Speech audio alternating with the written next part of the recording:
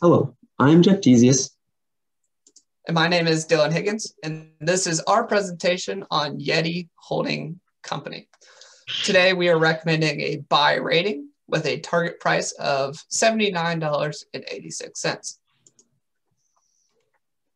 Yeti Holdings Incorporated is a designer, marketer, distributor, and retailer of products under the Yeti brand name. Yeti sells three categories of products, as evidenced by the graph in the top right corner of net sales by category. Yeti's largest segment is their drinkware segment, which includes coasters, lowballs, tumblers, mugs, bottles, and jugs, as well as accessories for those items. Yeti's second largest segment is their coolers and equipment segment, which is comprised of hard and soft coolers, as well as storage, transport, outdoor living, and associated accessories. Finally, Yeti sells branded gear products in the other division, such as hats, shirts, bottle openers, and ice substitutes. An important business factor for Yeti is the seasonality component of their sales, as evidenced by the graph in the bottom right corner. In this graph, you can see that Yeti has the highest sales in quarter 4 because of the holiday season and lowest sales in quarter 1. Additionally, quarters 2 and 3 have comparable amounts of sales because of the prolonged summertime buying. This backs up claims by managers we interviewed at Academy Sports and Outdoors and Dick's Sporting Goods that Yeti sees increased sales in the summertime and holiday season.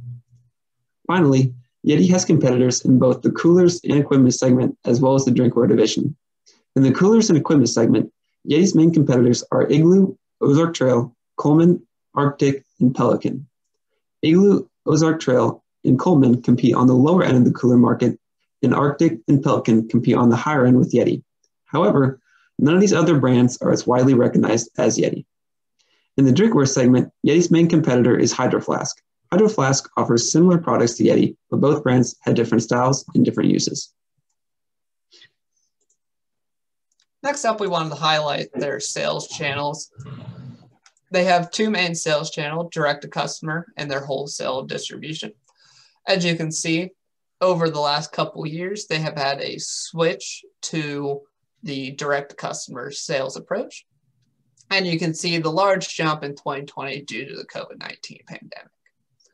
Finally, on the left of the slide here, you can see what a typical setup at a wholesale retail store looks like.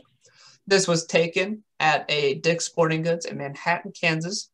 As you can see, they have a wide variety of products, different colored cups, different coolers, and also they had branded products such as hats and t-shirts there.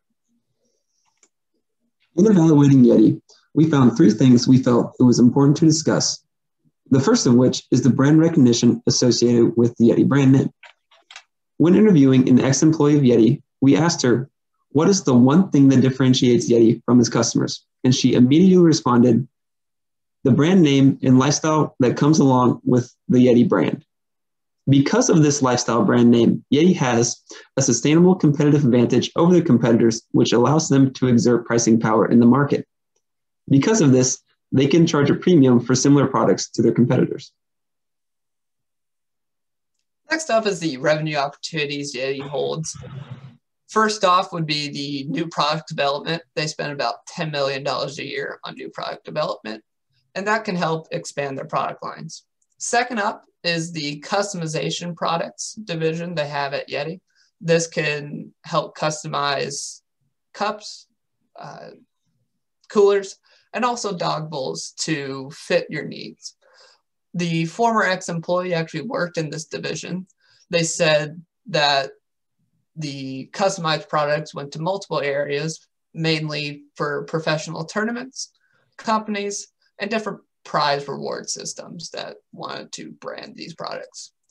This is valuable to Yeti because it takes their existing products and adds a logo to them and increasing their perceived value while marginally increasing their cost. Finally is the highly loyal customer base. This customer base are more willing to buy multiple different products from Yeti, such as different customized products and also maybe new products that come out in the future. This will help them. This will help Yeti have long-term growth over the long term. Finally, we identified that Yeti has streamlined operations in the past few years and as a result of the COVID-19 pandemic. Yeti's management has an initiative to increase their direct-to-consumer sales because they have higher margins with this segment. Additionally, this segment is more efficient than their wholesale sales because they do not have to rely on their vendors. With this less reliance on vendors, there's also less unpredictability within the business. Next up is our valuation approach. We did a DCF valuation with two different long-term approaches, the perpetuity and the exit multiple approach.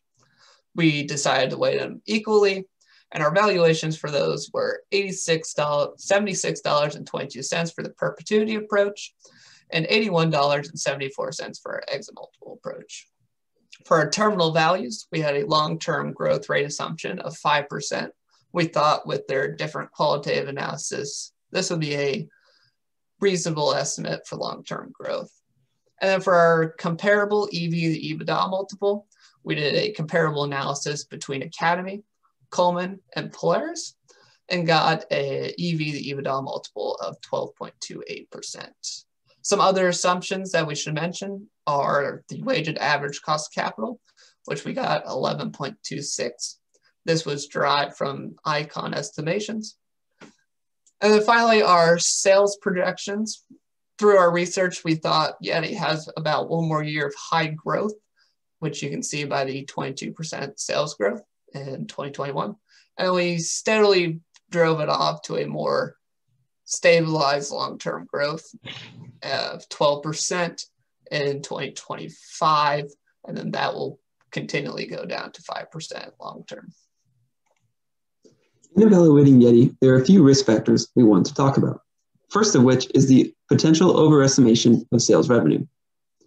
In the previous slide, we discussed our sales revenue growth expectations, which have one more year of increased growth and then followed by years of decreased growth. With these high future growth expectations, we run the risk of having too high of future growth, which could negatively impact our valuation. Additionally, there are many non-business risks associated with Yeti that could potentially impact this high valuation as well.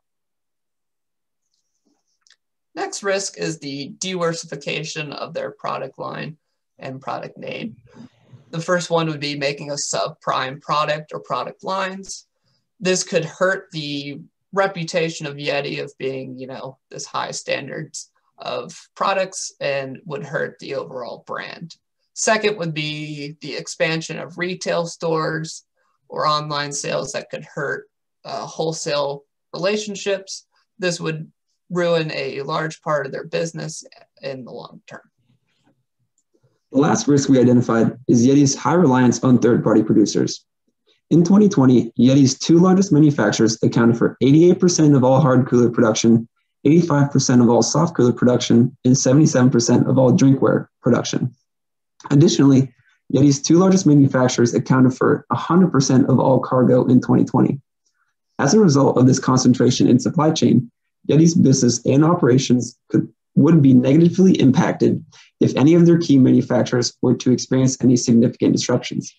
Additionally, Yeti is at risk of an adverse change in their relationships with these manufacturers, which would negatively impact them in the long term. In conclusion, we recommend a hard buy rating for the qualitative aspects of Yeti, such as brand recognition, revenue opportunity, and streamlined operations. Since March 26, 2021, the stock price has risen by 25%, and we believe this growth will continue for multiple years to come, and believe Yeti would be a high buy rating. Thank you for your time.